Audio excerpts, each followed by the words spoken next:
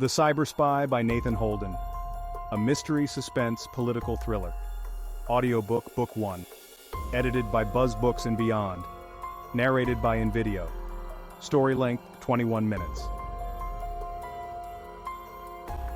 While sitting in the satellite office of the Central Intelligence Agency, Gill's heart hurt from the recent events, and the choking feeling in his throat wouldn't go away.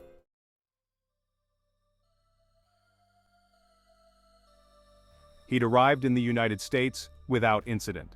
MIT, his new employer, provided him with the necessary paperwork to travel from Lagos, Nigeria, to Cambridge, Massachusetts. He would be a guest lecturer in the computer science department at MIT. Now he was sitting in the CIA's office remembering the day when his life changed forever.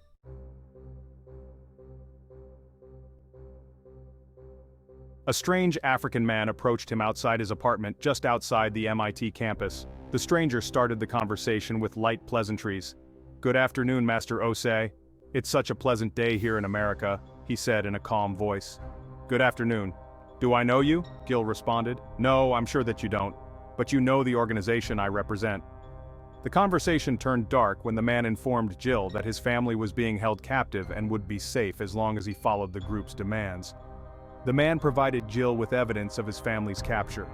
The man's cell phone video showed his mother, father, and younger sister in a small room.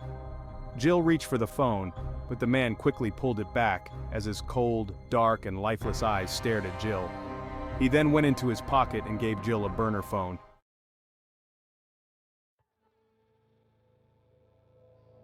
His request was simple. Once Gill delivered a working prototype of a remote mechanism that could trigger a remote bomb using a cell phone, undetectable by airport security, his family would be released. After the man walked away, Gill was in a daze as his mind replayed everything the man said to him. He felt like he was in a bad dream. His legs were weak and he could hardly breathe. But somehow Gill made it up the stairs to his small apartment. With sweat and tears running down his face, he wondered what to do next. His heart was pounding as he threw his briefcase on the bed and reached for the telephone. Remembering all that he knew about telephones, he immediately hung the phone up, realizing his apartment was probably bugged and privacy, for him, was a thing in his past. Sweat was flowing from his pores as he experienced deep pain in the pit of his stomach. The combination of fear mixed with anger was overwhelming for a few seconds. His palms were sweating, which made things worse when he tried to wipe the tears and sweat from his eyes. His body was large in stature as he had taken after his father, yet he felt like a small child. Gill allowed his raw emotions to dominate his feelings for several more minutes before he employed his intellect and decided to find a way out of a terrible situation. He was determined to be smarter than evil. He decided to take a walk, and perhaps he could think clearer if he was in the cool, brisk air on that October day. If his cell phone and landline telephone couldn't be trusted, he would have to use other devices to find a solution to his problem. Heading out the door and using the stairs to reach the front door of the apartment building, Gill was in a daze. He was aware of the most recent events in Nigeria surrounding extremist Muslims and the disappearance of young Nigerian girls. He understood that the organization was dangerous. His heart ached from the memory of the cell phone video the Nigerian man had shown him. He wanted the events of the past 2 hours to be a dream, but he knew better. The good news was that the terrorist gave him 3 months to provide a working prototype. 3 months would be enough time to provide them with what they wanted or find his family. One thing was for sure, he needed help.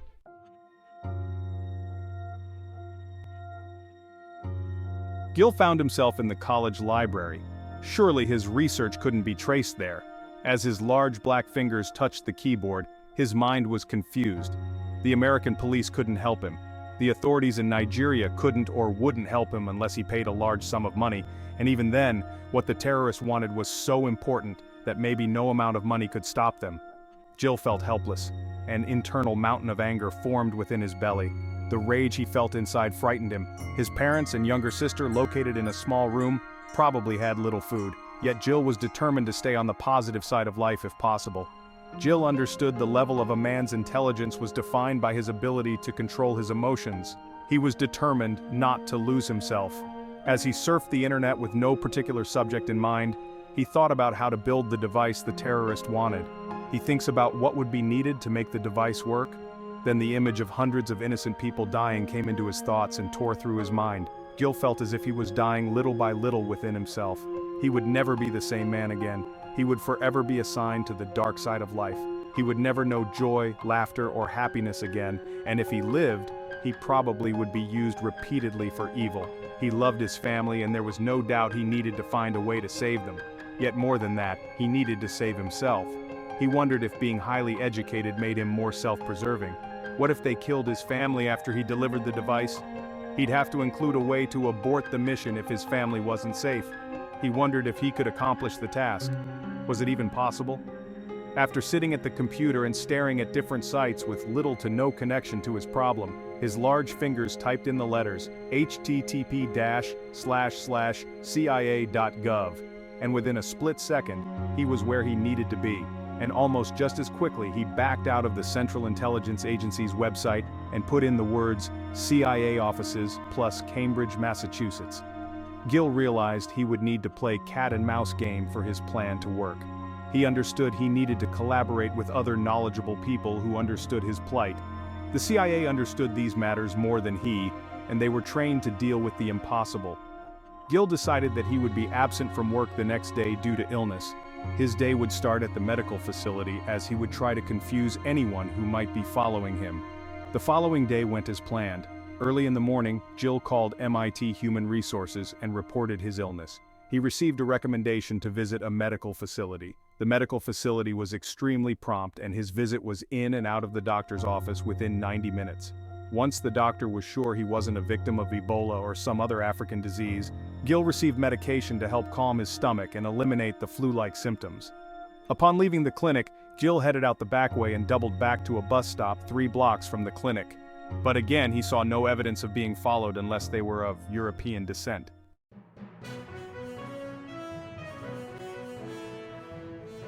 He already knew the Central Intelligence Agency didn't have an office in the area. Therefore, he needed to fly to Washington, D.C. to visit the local office. Going to Langley was out of the question. The short flight to Washington, D.C. made Gill nervous. He was worried the terrorist would be watching. He felt more comfortable after the aircraft landed. Concerned that his cell phone was compromised, he used the public telephones to call the CIA district office. The words, "I am a computer expert. My family has been kidnapped. They want me to build a remote bomb," placed his telephone call in urgent status. He deliberately provided keywords in the conversation to let the receptionist know his information was authentic and severe. He was sure the call was recorded. Gill spoke to 3 people before receiving instructions and information on how to get to the satellite office.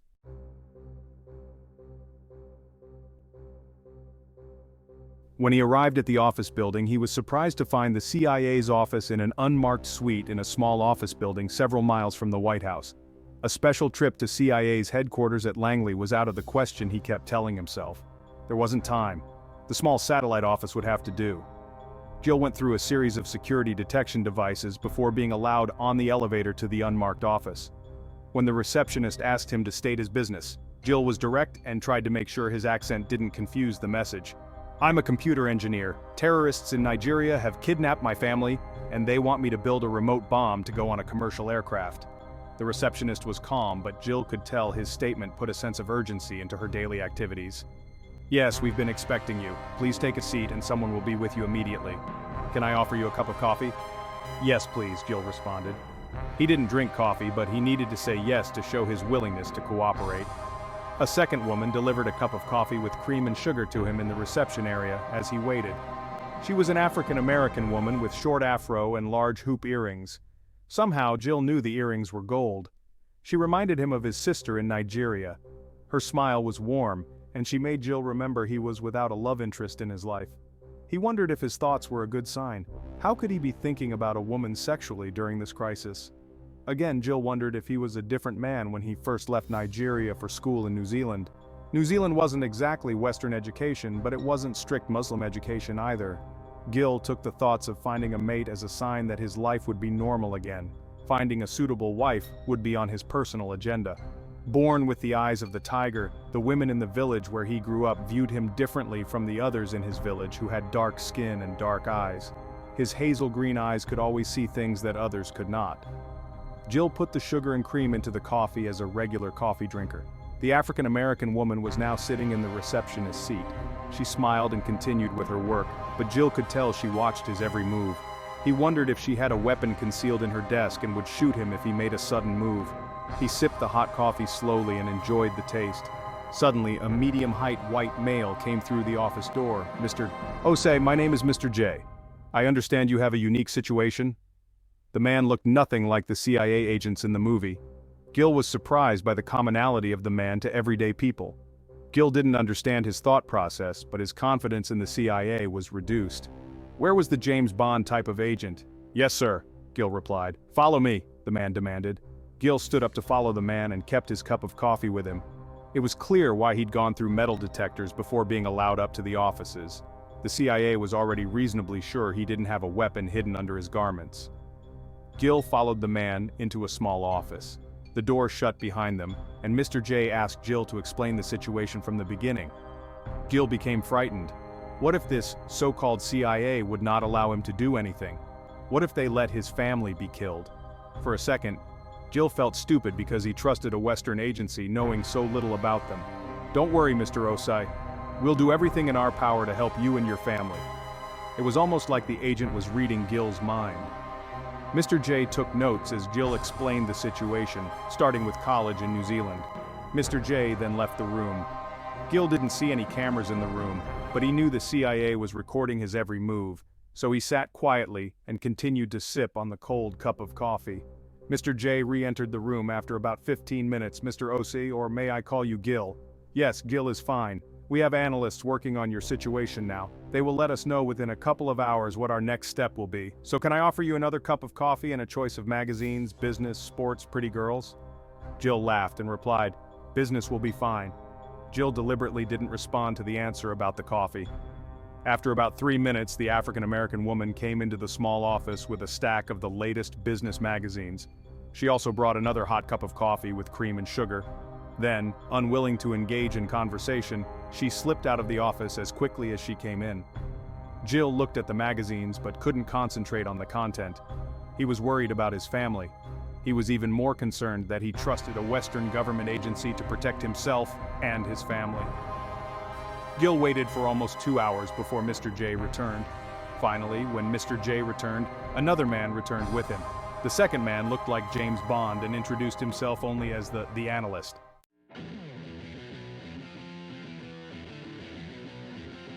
He took control of the conversation and explained the plan to get Gill's family back. The men talked about Gill's abilities to complete the task required of him. They discussed an override mechanism that would be fail-proof. They also informed Gill they would attempt to extract the family once the false news appeared on Nigerian television of a terrorist attack on an aircraft. Gill could tell the agency was more interested in who the mastermind behind the plan was. It wasn't like his family didn't matter, but Gill could tell his family wasn't the priority. Instead, discovering who was behind this act of war was the priority. Gill received his second surprise of the day about himself when he realized he understood the agency's position. If these types of men could blow up transportation systems at will, the world would be in trouble, not just he and his family. From the time Gill entered the front door of the small office until 3 hours and 40 minutes later, the agency checked on his background, his apartment at MIT, his family in Nigeria, and MIT Human Resources. They purchased an airline ticket to return to Boston and swept his apartment for bugs while placing their own surveillance devices in and around the property. After Gill received special and detailed instructions from the CIA, they rushed him back to the Washington, D.C. airport, where he boarded a flight back to Boston. There was one thought Gill couldn't shake, yet he dared not ask. He knew better. The agency men talked like they knew exactly where his family was. Gill thought about the satellite images the analyst left on the table in a folder marked classified. He realized the agency already had eyes on the terrorist plot, but didn't have details until he walked into their office. The analyst was the brains behind the CIA planning, and Gill's confidence level in the CIA was restored. The agency would extract his family once they'd targeted the masterminds behind the attack.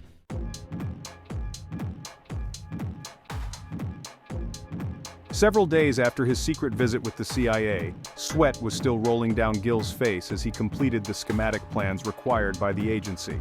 The agency arranged for him to have time off from MIT to complete the groundwork for the mission. He wasn't sure what lie they gave his employer, but it worked. He still received his regular paycheck while working on the CIA project from home. The CIA would ultimately build the device but needed Gill's input on what the device required. After all, the device was like the device he designed in college. The mechanism would include a trigger that would work from anywhere in the world. However, the device would dismantle itself after 10 seconds. The idea was to make the terrorists believe the bomb would go off.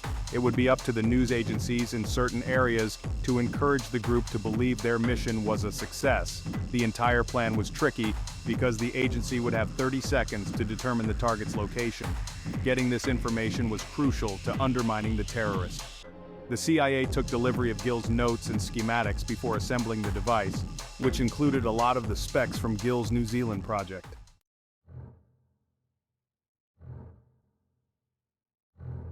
The CIA instructed Gill to use the burner phone number to meet with the cold, dark man who first approached him. Gill was frightened to contact the man but had no choice. The man was without a conscience and honestly reminded Gill of his father. Even more frightening. Gill used the burner phone number to meet with the man who first approached him. When the man showed up to pick up the packages, he simply said, "Thank you," and left the front steps of Gill's apartment building. "What about my family?" Gill shouted. "After the job is done, after the job is done," the man repeated without ever turning around. The wait was emotionally painful.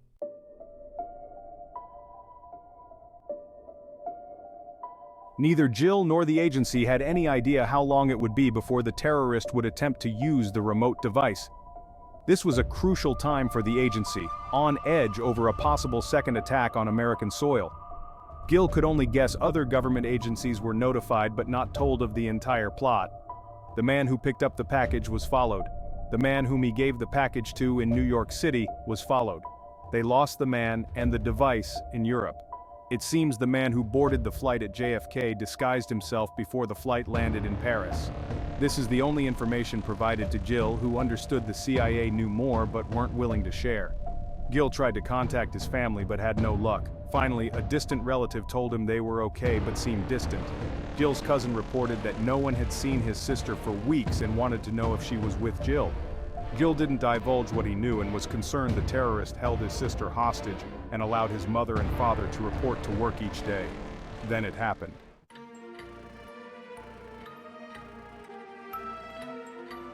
The command cell phone activated for a moment in the Middle East.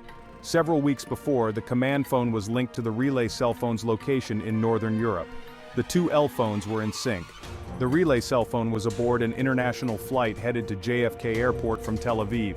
The second cell phone carried by a passenger on the aircraft turned off and on several times before the flight landed. Several moments after the flight landed, the two phones synced up for a more extended period. The agency pushed the override button and the explosives were disarmed. The local news media in Nigeria reported the incident, and the global news accidentally picked up on the information and falsely aired the attempt as an actual occurrence. As a result, false images given to the Nigerian news media ended up on global TV networks.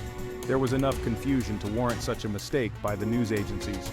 The satellite images proved correct. The analyst who intentionally allowed Gill to see the photos was right. His sister and other families were held captive 100 miles outside of Abuja in a remote area. In the future, Gill would learn of his father's connection with the kidnapping.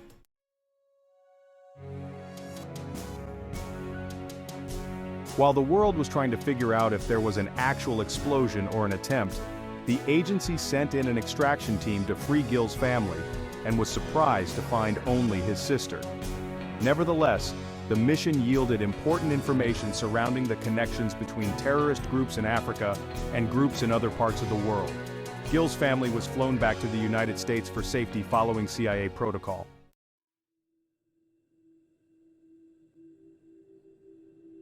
The agency terminated Gill's employment at MIT, and his invitation to become a US citizen suddenly occurred.